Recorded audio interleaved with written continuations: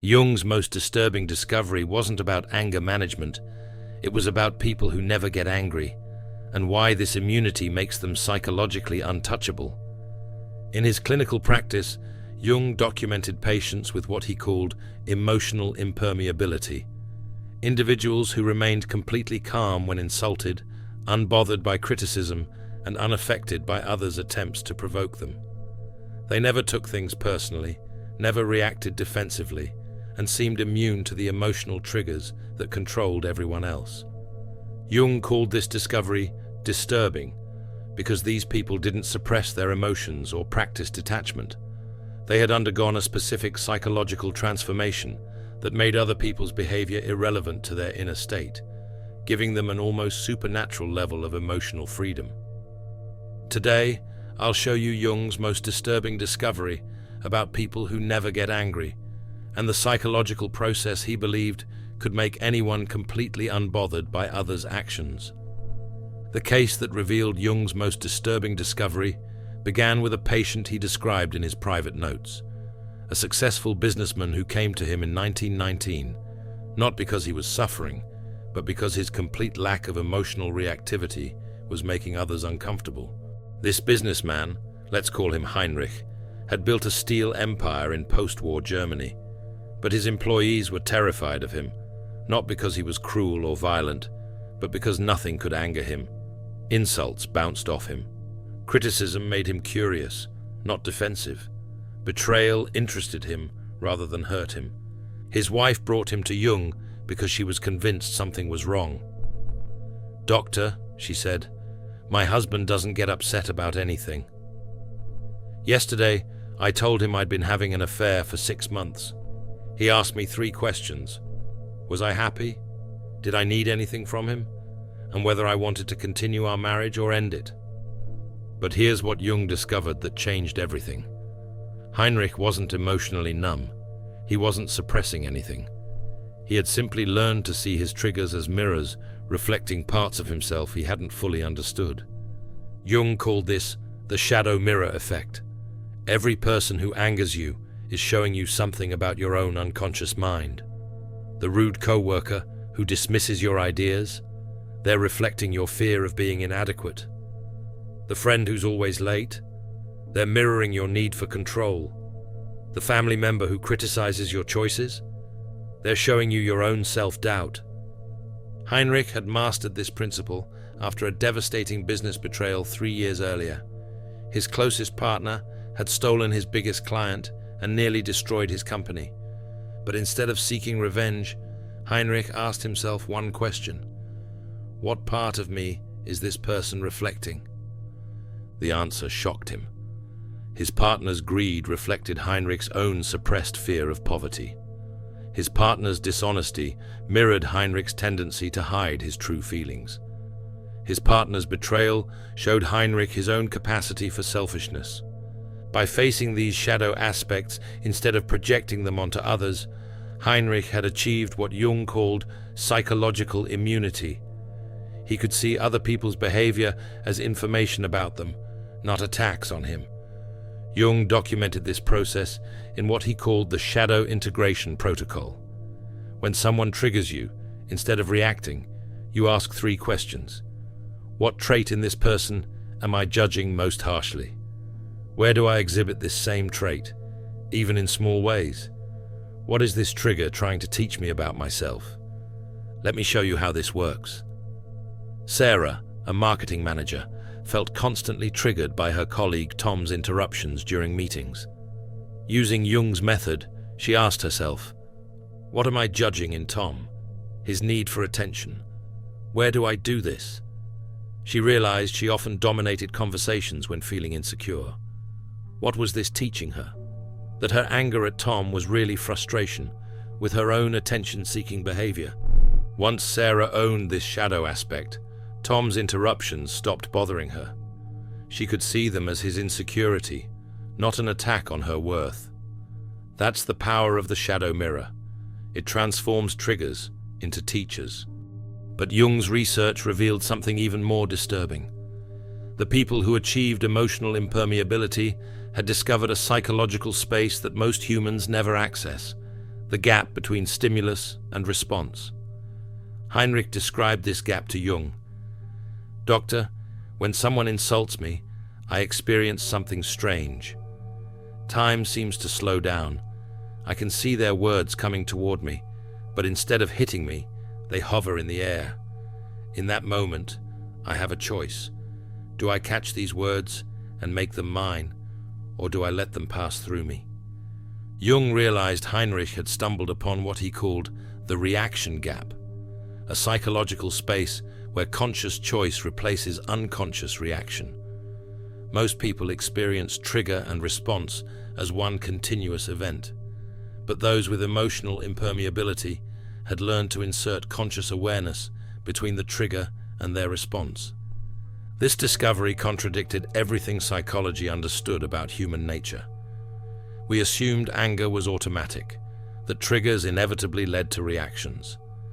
But Jung's patience proved that with the right training, anyone could access this gap and choose their response. The technique Jung developed was deceptively simple, but psychologically profound. He called it the observer protocol. When triggered, instead of immediately reacting, you step back and observe the trigger as if watching a movie. You notice the other person's words, their body language, their emotional state. But most importantly, you observe your own internal response without becoming it. Jung documented case after case of patients mastering this technique. Maria, a teacher, learned to observe her principal's criticism without taking it personally. Instead of becoming defensive, she could see his stress, his pressure from the school board, his own insecurities. From the observer position, she could respond with empathy rather than anger. The key insight Jung discovered was this: you are not your emotions. You are the consciousness that observes your emotions. When someone triggers anger in you, that anger is information, not identity. You can choose to act on it, examine it, or simply let it pass. Heinrich had mastered this so completely that he described feeling psychologically transparent. Other people's negativity passed through him like light through glass. He wasn't avoiding or suppressing anything. He was simply choosing not to identify with every emotional impulse. But here's what Jung found most disturbing about this ability. Once people developed it, they often lost interest in the drama that consumed most humans. They stopped caring about being right, winning arguments, or proving their worth. This made them incredibly powerful, but also isolated them from those still trapped in reactive patterns.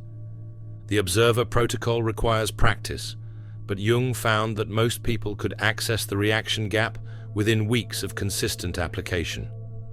The technique involves 3 steps: pause when triggered and take a conscious breath. Observe the trigger and your response without judgment. Choose your action based on your values, not your impulses. This isn't about becoming emotionless or detached. It's about becoming the author of your responses rather than the victim of your reactions. Jung's research into emotional impermeability revealed another disturbing pattern. People who never got angry had built what he called boundary fortresses around their psychological space. Unlike physical boundaries, these were invisible barriers that determined what could and couldn't affect their inner state. Heinrich explained his boundary fortress to Jung. "Doctor, I learned that people can only disturb my peace if I give them permission. Their words, their actions, their emotions, these are external events. They only become internal experiences if I choose to internalize them." This concept revolutionized Jung's understanding of human psychology. Most people, he realized, had completely permeable psychological boundaries. They absorbed other people's emotions, took on their stress, and allowed external events to dictate their internal state. But those with emotional impermeability had learned to construct selective barriers. Jung documented 3 types of psychological boundaries his immune patients had developed. The first was the relevance filter. They had trained themselves to only absorb information that served their growth or goals. Everything else was acknowledged, but not internalized. The second was the ownership boundary. They could distinguish between their emotions and other people's emotions.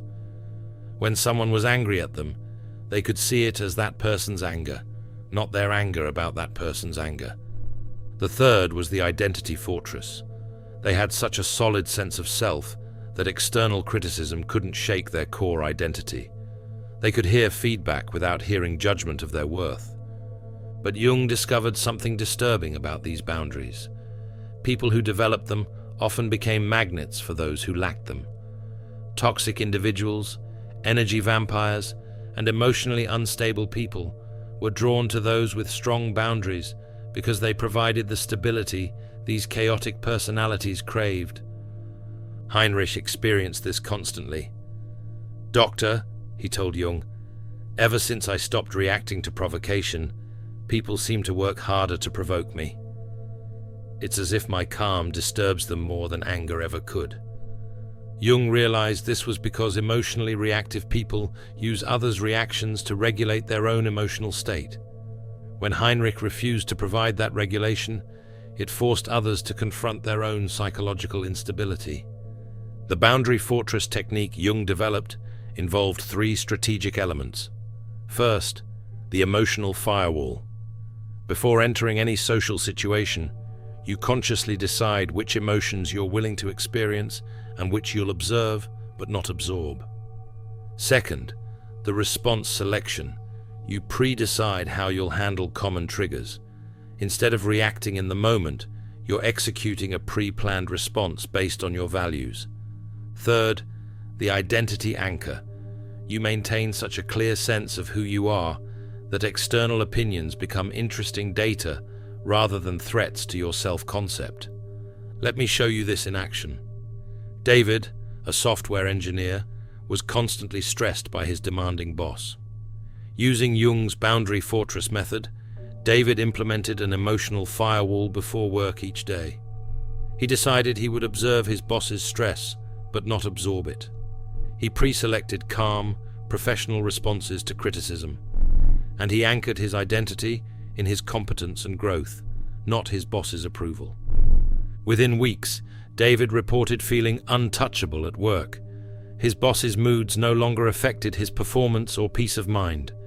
But more importantly, his boss began treating him with more respect, as if sensing David's newfound psychological strength. This is the paradox Jung discovered about boundary fortresses. The stronger your boundaries, the more others respect them. People can sense psychological strength and typically adjust their behavior accordingly. But Jung's most disturbing discovery about emotional impermeability involved what he called projection reversal. His immune patients had learned to see through others' emotional attacks to the psychological wounds driving them. Heinrich demonstrated this principle during one of Jung's sessions. A business rival had publicly humiliated him, calling him a heartless profiteer who cares nothing for his workers. Instead of anger or defense, Heinrich felt curiosity. "Doctor," Heinrich said, "this man's attack told me everything about his psychology and nothing about mine. His accusation of heartlessness revealed his own fear of being seen as unfeeling. His focus on profit showed his own financial insecurity. His concern for workers exposed his guilt about his own treatment of employees." Jung realized Heinrich had mastered what he called psychological X-ray vision, the ability to see through surface attacks to underlying psychological dynamics. When someone attacks you, they're always telling you something about themselves, not you. This discovery was disturbing because it meant most human conflict was based on psychological projection. People weren't really fighting each other.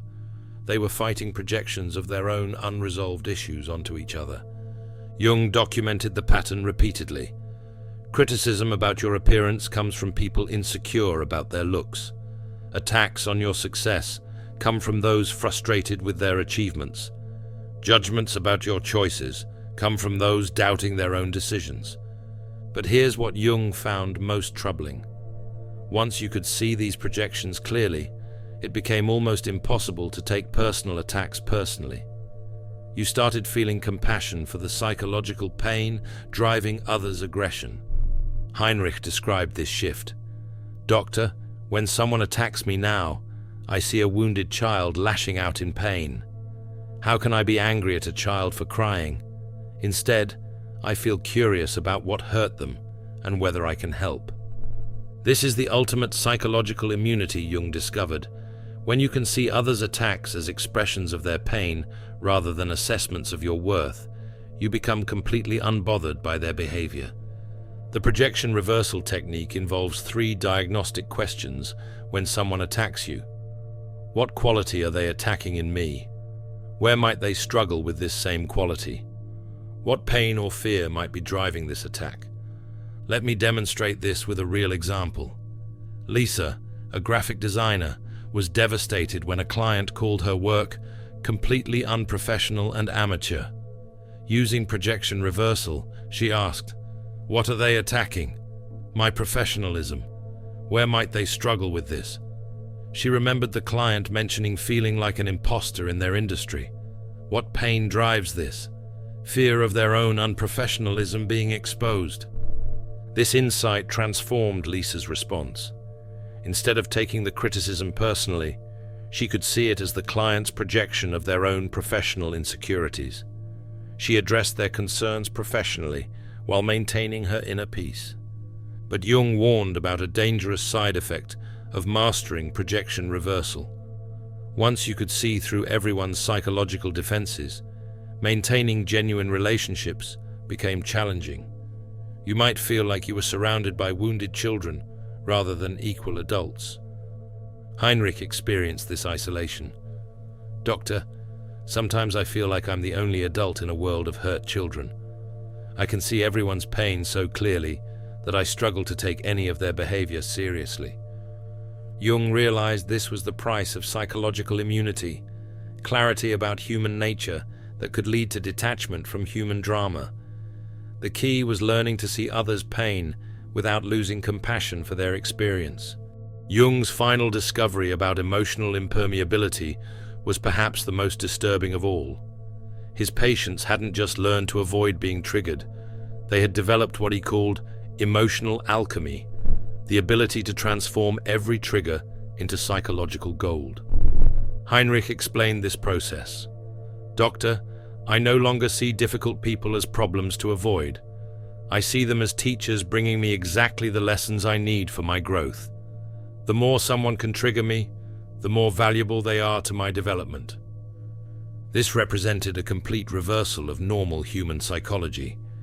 Instead of avoiding triggers, Heinrich actively sought them out as opportunities for growth. Instead of seeing difficult people as enemies, he saw them as unconscious allies in his psychological development. Jung realized this was the ultimate stage of emotional impermeability, transforming every external challenge into internal advancement. His immune patients had learned to use other people's negativity as fuel for their own psychological evolution. The process Heinrich described was methodical. When triggered, instead of reacting or even just observing, he would immediately ask, "What is this person teaching me about myself? What weakness are they exposing that I need to strengthen? What shadow aspect are they forcing me to confront?" But here's what Jung found most disturbing. This level of psychological development created individuals who were nearly impossible to manipulate, control, or defeat emotionally. They had transformed every potential weakness into a source of strength. You already know this truth intuitively. External validation cannot inflate you because you don't need it. External criticism cannot deflate you because you use it for growth. You have the capacity to become emotionally invulnerable, not through armor, but through the alchemy of turning every challenge into wisdom. This emotional alchemy involved 3 transformation processes. First, trigger mining, actively extracting valuable insights from every person who disturbed your peace.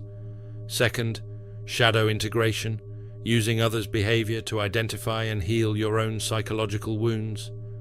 Third, strength synthesis, converting every discovered weakness into a developed strength. Let me show you this process in action. Marcus, a sales manager, was constantly triggered by his team's laziness and excuses. Instead of just managing his reaction, he used emotional alchemy. He asked, "What is their laziness teaching me? That I expect others to share my drive without understanding their motivations? What weakness does this expose? My inability to inspire rather than demand. What strength can I develop? The skill of motivating others through connection rather than pressure." Marcus transformed his trigger into a growth opportunity. He studied motivation psychology, learned to connect with his team's personal goals, and developed into one of the company's most effective leaders. His trigger became the catalyst for his greatest professional development. But Jung warned about the dark side of emotional alchemy. People who mastered it sometimes became so focused on their own growth that they lost empathy for those still struggling with basic emotional regulation. They could become psychologically superior and emotionally distant. Heinrich experienced this. "Doctor, sometimes I feel like I'm conducting a psychology experiment rather than living a human life. Every interaction becomes a chance to study human nature rather than connect with another person." Jung realized the final challenge of emotional impermeability was maintaining humanity while achieving psychological transcendence. The goal wasn't to become invulnerable, but to become anti-fragile, stronger and more compassionate through every challenge. As Jung wrote, "The acceptance of oneself is the essence of the whole moral problem and the epitome of a whole outlook on life." True immunity required accepting both strength and vulnerability. The ultimate stage of emotional alchemy involved what Jung called compassionate immunity, using your psychological strength to help others rather than to distance yourself from them. Heinrich eventually learned to use his immunity not as a shield, but as a bridge, helping others develop their own emotional resilience. Jung's final observations about emotional impermeability revealed its ultimate purpose, not to escape human connection, but to engage with it from a position of psychological strength. He called this stage the compassionate warrior, someone who could remain untriggered while still caring deeply about others. Heinrich's transformation into a compassionate warrior happened gradually. Initially, his immunity created distance between him and others. People found his unshakable calm unsettling, even threatening. But Jung helped him understand that true emotional immunity included the ability to make others feel safe and understood. "Doctor," Heinrich reflected, "I realized my immunity was incomplete if it only protected me. True strength means creating space for others to feel their emotions without judgment while maintaining my own center." Jung documented how Heinrich learned to use his emotional immunity in service of others. When his wife expressed frustration, instead of remaining unmoved, he could hold space for her feelings without absorbing them. When his employees brought him problems, he could listen with full presence without taking on their stress. This is the paradox Jung discovered about ultimate emotional immunity. It requires maintaining your humanity, not transcending it. The compassionate warrior can feel others' pain without suffering, witness others' chaos without becoming chaotic, and offer support without becoming depleted. The technique I developed from Jung's observations involved emotional aikido, using the energy of others' emotions to help them, rather than resisting or absorbing that energy. When someone brings you anger, you redirect it towards solutions. When someone brings you sadness, you transform it into compassion. When someone brings you fear, you alchemize it into wisdom. Heinrich mastered this so completely that people began seeking him out during their worst emotional crises.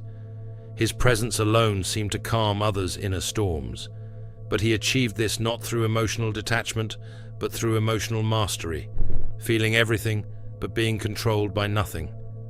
Jung's final notes on Heinrich revealed the ultimate secret of emotional impermeability.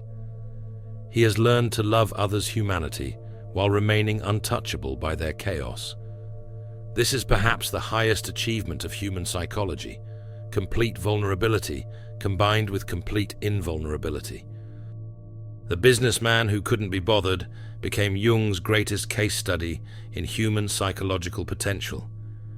Heinrich proved that emotional immunity isn't about becoming cold or detached. It's about becoming so psychologically strong that you can remain warm and connected even in the midst of others' emotional storms. Jung's disturbing discovery about people who never get angry revealed the ultimate truth about human nature. We are not victims of our emotional reactions.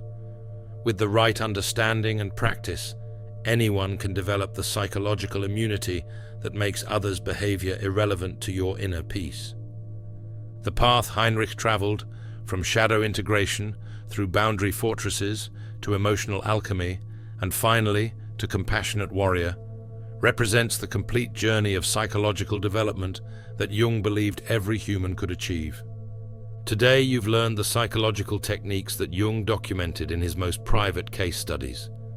The shadow mirror that transforms triggers into teachers. The reaction gap that gives you choice over your responses. The boundary fortress that protects your psychological space. The projection reversal that helps you see through others' attacks. The emotional alchemy that turns every challenge into growth. And finally, the compassionate warrior that maintains humanity while achieving immunity. Jung's most disturbing discovery wasn't that some people never get angry. It was that this ability reveals the vast psychological potential lying dormant in every human being. The question isn't whether you can develop emotional immunity. The question is whether you're ready to claim the psychological power that Jung proved belongs to you. Remember Heinrich's final insight? Doctor, I learned that true strength isn't about what can't touch you. It's about what you can touch without being changed by it. Your journey to emotional immunity starts now. Every trigger you encounter is a teacher. Every difficult person is a mirror. Every challenge is an opportunity for psychological alchemy. The only person who can disturb your peace is the person you haven't fully understood, yourself. Take Jung's disturbing discovery and make it your liberating truth. You have the power to never be bothered by anyone again. Thanks for watching. See you in the next dimension.